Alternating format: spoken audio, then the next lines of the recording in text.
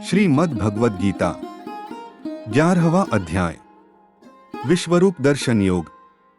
इस अध्याय में हम भगवान श्री कृष्णा के विराट रूप का दर्शन करेंगे और समझेंगे श्री कृष्णा की अनन्य महिमा। तो शुरू करते हैं अध्याय विश्वरूप दर्शन योग।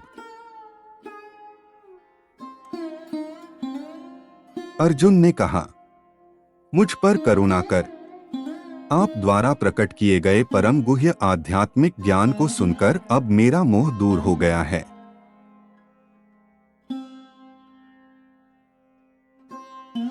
मैंने आपसे सभी प्राणियों की उत्पत्ति और संहार के संबंध में विस्तार से सुना है।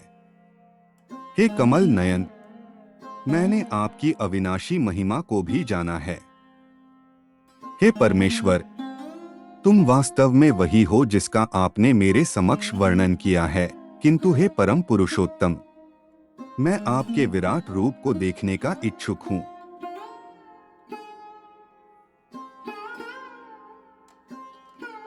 सभी अप्रकट शक्ति के स्वामी हे भगवान, यदि आप यह सोचते हैं कि मैं इसे देखने में समर्थ हूं, तब मुझे अपना अविनाशी विराट स्वरूप दिखाने की कृपा करें।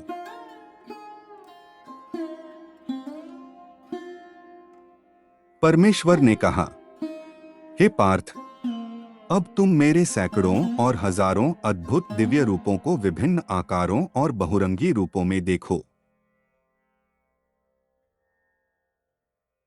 हे भरतवंशी, लो अब आदिति के 12 पुत्रों, 8 वसुओं, 11 रुद्रों, 2 अश्विनी कुमारों और उसी प्रकार से 49 मरुतों और पहले कभी न प्रकट हुए अन्य आश्चर्यों को मुझ में देखो।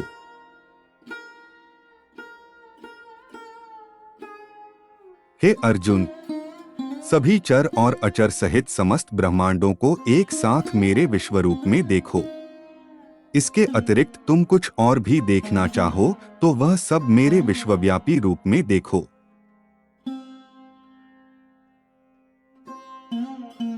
परंतु तुम अपनी आंखों से मेरे दिव्य ब्रह्मांडीय स्वरूप को नहीं देख सकते हो, इसलिए मैं तुम्हें दिव्य दृष्टि प्रदान करता हूं। अब मेरी दिव्य विभूतियों को देखो।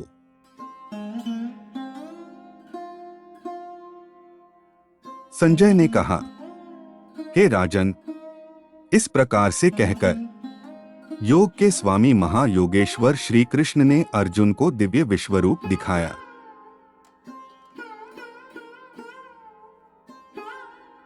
अर्जुन ने भगवान के दिव्य विराट रूप में असंख्य मुख और आंखों को देखा। उनका रूप अनेक दैवीय आभूषण से अलंकृत था और कई प्रकार के दिव्य शस्त्रों को उठाए हुए था। उन्होंने उस शरीर पर अनेक मालाएं और वस्त्र धारण किए हुए थे, जिस पर कई प्रकार की दिव्य मधुर सुगंधियां लगी थी। वह स्वयं को आश्चर्यमय और अनंत भगवान के रूप में प्रकट कर रहे थे, जिनका मुख सर्वव्याप्त था।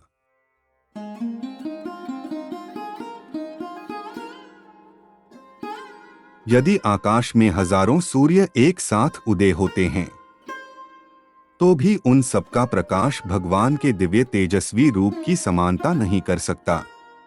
अर्जुन ने देवों के देव के उस दिव्य शरीर में एक ही स्थान पर स्थित समस्त ब्रह्मांडों को देखा।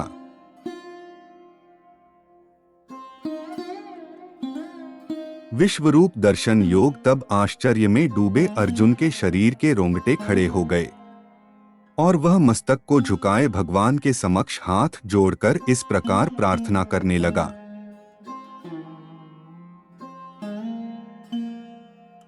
अर्जुन ने कहा, मैंने आपके शरीर में सभी देवताओं और विभिन्न प्रकार के जीवों को देखा। मैंने वहां कमल पर आसीन ब्रह्मा और शिव तथा सभी ऋषियों और स्वर्ग के सर्पों को देखा।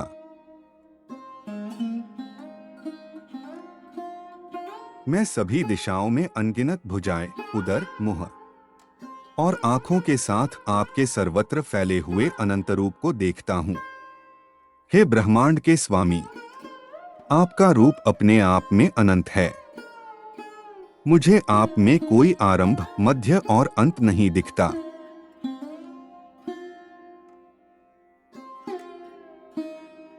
विश्वरूप दर्शन योग में मुकुट से सुशोभित चक्र और गदा से सुसज्जित शस्त्रों के साथ सर्वत्र दीप्तिमान लोक के रूप में आपके रूप को देख रहा हूँ। इस चमचमाती अग्नि में आपके तेज को देख पाना कठिन है, जो सभी दिशाओं से प्रस्फुटित होने वाले सूर्य के प्रकाश की भांति है।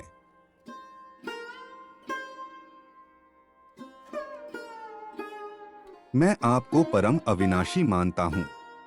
आप ही धार्मिक ग्रंथों द्वारा ज्ञात होने वाले परम सत्य हो। आप समस्त सृष्टि के परम आधार हो और सनातन धर्म के नित्य पालक और रक्षक हो और अविनाशी परम प्रभु हो।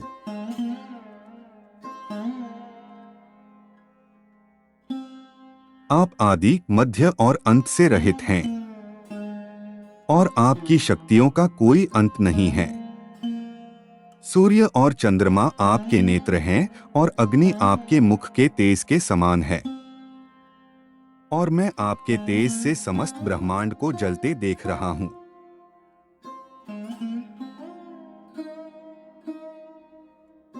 हे सभी जीवों के परम स्वामी, स्वर्ग और पृथ्वी के बीच के स्थान और सभी दिशाओं के बीच आप अकेले ही व्याप्त हैं।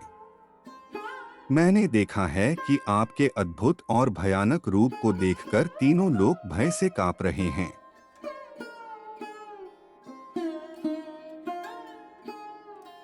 स्वर्ग के सभी देवता आप में प्रवेश होकर आपकी शरण ग्रहण कर रहे हैं और कुछ भय से हाथ जोड़कर आपकी स्तुति कर रहे हैं।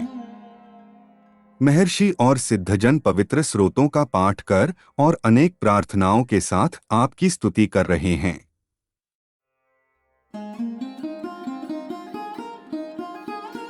रुद्र, आदित्य, वसु, साध्यगण, विश्वदेव, दोनों अश्विनी कुमार, मरुत, पित्तर, गंधर्व, यक्ष, असुर तथा सभी सिद्धजन आपको आश्चर्य से देख रहे हैं।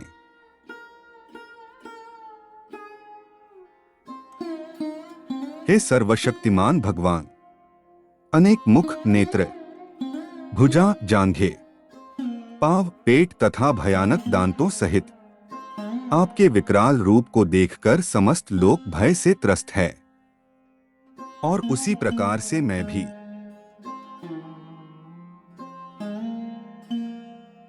हे विष्णु भगवान, आकाश को स्पर्श करते हुए बहुरंगों, दीप्तिमान मुख फैलाए और चमकती हुई असंख्य आंखों से युक्त आपके रूप को देखकर मेरा हृदय भय से कांप रहा है, और मैंने अपना सारा धैर्य और मानसिक संतुलन खो दिया है।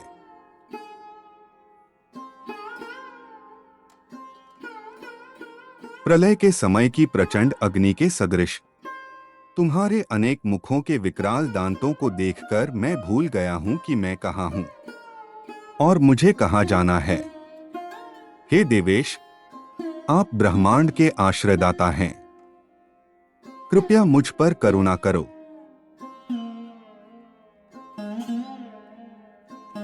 मैं धृतराष्ट्र के सभी पुत्रों को उनके सहयोगी राजाओं और भीष्म, द्रोणाचार्य, कर्ण तथा हमारे पक्ष के सेना नायकों सहित आपके विकराल मुख में प्रवेश करता देख रहा हूं। इनमें से कुछ के सिरों को मैं आपके विकराल दांतों के बीच पिसता हुआ देख रहा हूं।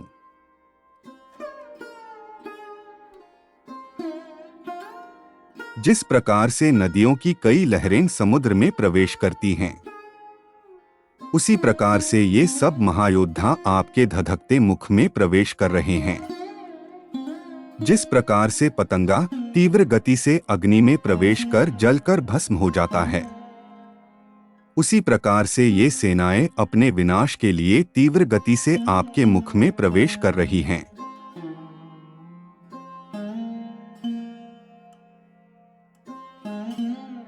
तुम अपनी तीक्ष्ण जिह्वा से समस्त दिशाओं के जीव समूहों को चाट रहे हो और उन्हें अपने प्रज्वलित मुखों में निगल रहे हो। हे विष्णु, आप अपने सर्वत्र फैले प्रचंड तेज की किरणों से समस्त ब्रह्मांड को भीषणता से झुलसा रहे हो।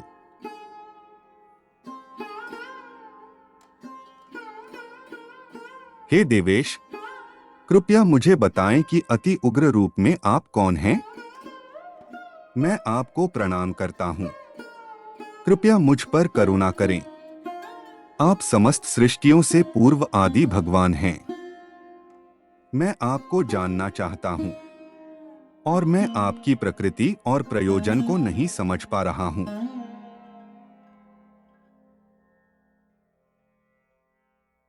परम प्रभु ने कहा, मैं प्रलय का मूल कारण और महाकाल हूं, जो जगत का संहार करने के लिए आता है। तुम्हारे युद्ध में भाग लेने के बिना भी युद्ध की व्यूह रचना में खड़े विरोधी पक्ष के योद्धा मारे जाएंगे।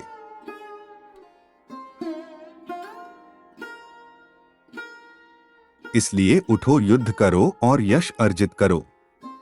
अपने शत्रुओं पर विजय पाकर समृद्ध राज्य का भोग करो। ये सब योद्धा पहले ही मेरे द्वारा मारे जा चुके हैं।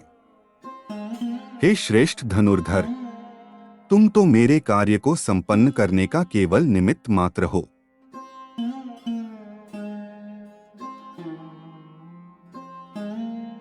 द्रोणाचार्य, भीष्म, जयद्रथ, कर्ण और अन्य महायोद्धा पहले ही मेरे द्वारा मारे जा चुके हैं। इसलिए निःसंदेह होकर इनका वध करो। केवल युद्ध करो और तुम अपने शत्रुओं पर विजय पाओगे।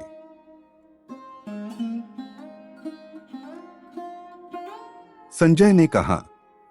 केशव के इन वचनों को सुनकर अर्जुन ने भय से कांपते हुए अपने दोनों हाथों को जोड़कर श्री कृष्ण को नमस्कार किया और अवरुद्ध स्वर में भयभीत होकर श्री कृष्ण से इस प्रकार कहा।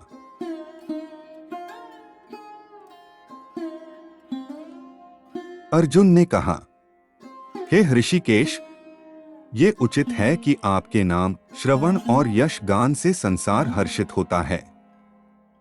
असुर गण आपसे भयभीत होकर सभी दिशाओं की ओर भागते रहते हैं और सिद्ध महात्माओं के समुदाय आपको नमस्कार करते हैं।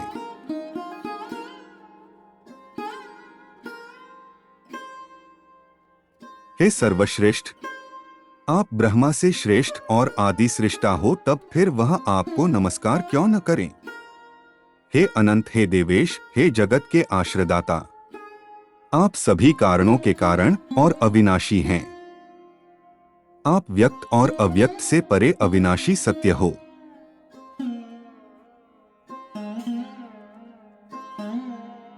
आप आदि सर्वात्मा दिव्य सनातन स्वरूप हैं। आप इस ब्रह्मांड के परम आश्रय हैं। आप ही सर्वज्ञाता और जो कुछ भी जानने योग्य है वह सब आप ही हो। आप ही परम धाम हो। हे अनंत रूपों के स्वामी, केवल आप ही समस्त ब्रह्मांड में व्याप्त हो।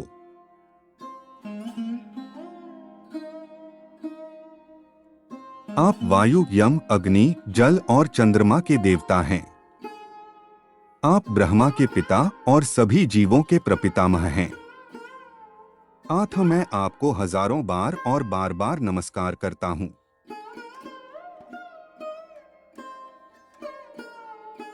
हे अनंत शक्तियों के स्वामी, आपको आगे और पीछे और वास्तव में सभी ओर से नमस्कार है। आप असीम पराक्रम और शक्ति के स्वामी हैं और सर्वव्यापी हैं। अथ आप सब कुछ हैं।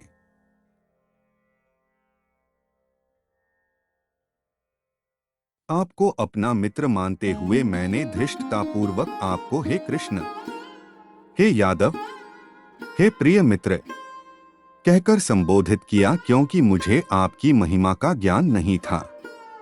उपेक्षित भाव से और प्रेमवश होकर यदि उपहास करते हुए मैंने कई बार खेलते हुए, विश्राम करते हुए, बैठते हुए, खाते हुए, अकेले में या अन्य लोगों के समक्ष आपका कभी अनादर किया हो तो उन सब अपराधों के लिए हे अचिंत्य, मैं आपसे क्षमा याचना करता हूं।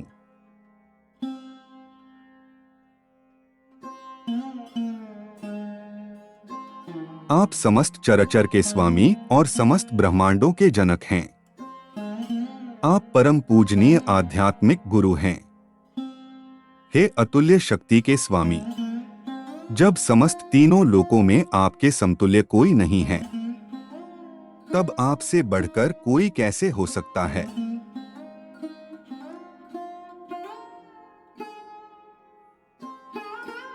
इसलिए हे पूजनीय भगवान, मैं आपके समक्ष नतमस्तक होकर और साष्टांग प्रणाम करते हुए आपकी कृपा प्राप्त करने की याचना करता हूँ।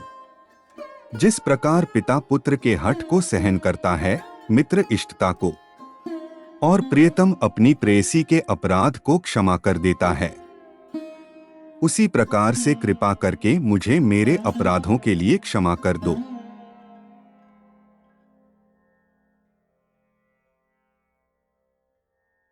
पहले कभी न देखे गए आपके विराट रूप का अवलोकन कर मैं अत्यधिक हर्षित हो रहा हूँ, और साथ ही साथ मेरा मन भय से कांप रहा है। इसलिए हे देवेश, हे जगन्नाथ, कृपया मुझ पर दया करें और मुझे पुनः अपना आनंदमयी स्वरूप दिखाएं।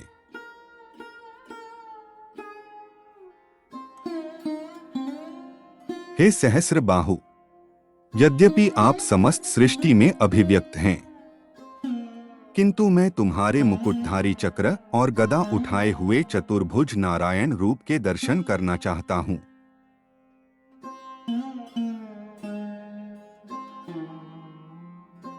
आनंदमयी भगवान ने कहा, हे अर्जुन, तुम पर प्रसन्न होकर मैंने अपनी योगमाया शक्ति द्वारा तुम्हें अपना दीप्तिमान अनंत और आदि विश्व रूप दिखाया। तुमसे पहले किसी ने मेरे इस विराट रूप को नहीं देखा।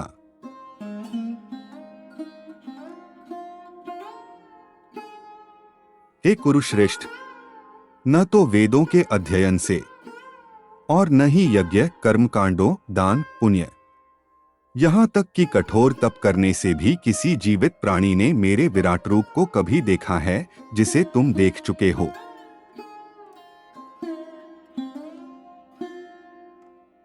मेरे भयानक रूप को देखकर तुम न तो भयभीत हो और न ही मोहित हो। भयमुक्त और प्रसन्नचित्त होकर मेरे पुरुषोत्तम रूप को देखो।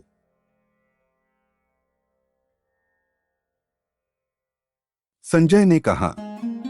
ऐसा कहकर वासुदेव के करुणामय पुत्र ने पुनः अपना चतुर्भुज रूप प्रकट किया और फिर अपना 2 भुजाओं वाला सुंदर रूप प्रदर्शित कर भयभीत अर्जुन को सांत्वना दी।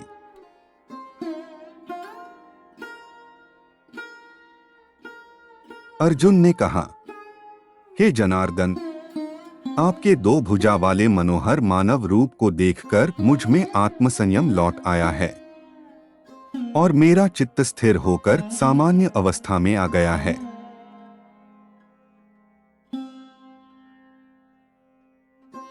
परम प्रभु ने कहा, मेरे जिस रूप का तुम अवलोकन कर रहे हो उसे देख पाना अति दुष्कर है। यहाँ तक कि स्वर्ग के देवताओं को भी इसका दर्शन करने की उत्कंठा होती है। मेरे इस रूप को न तो वेदों के अध्ययन, न ही तपस्या, दान और यज्ञों जैसे साधनों द्वारा देखा जा सकता है, जैसा कि तुमने देखा है।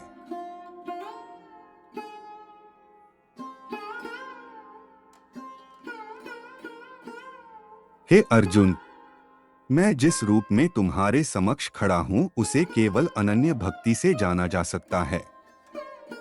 हे शत्रुहंता, इस प्रकार मेरी दिव्य दृष्टि प्राप्त होने पर ही कोई वास्तव में मुझ में एकीकृत हो सकता है। वे जो मेरे प्रति अपने कर्तव्यों का पालन करते हैं, जो मुझ पर ही भरोसा करते हैं, आसक्ति रहित रहते हैं और किसी भी प्राणी से द्वेष नहीं रखते, ऐसे भक्त निश्चित रूप से मुझे प्राप्त करते हैं। इसी के साथ 11वां अध्याय समाप्त हुआ। इस अध्याय में हमने भगवान श्री कृष्णा के विराट रूप के दर्शन किए। अगले 12वें अध्याय में हम भक्ति योग का विवरण करेंगे। धन्यवाद।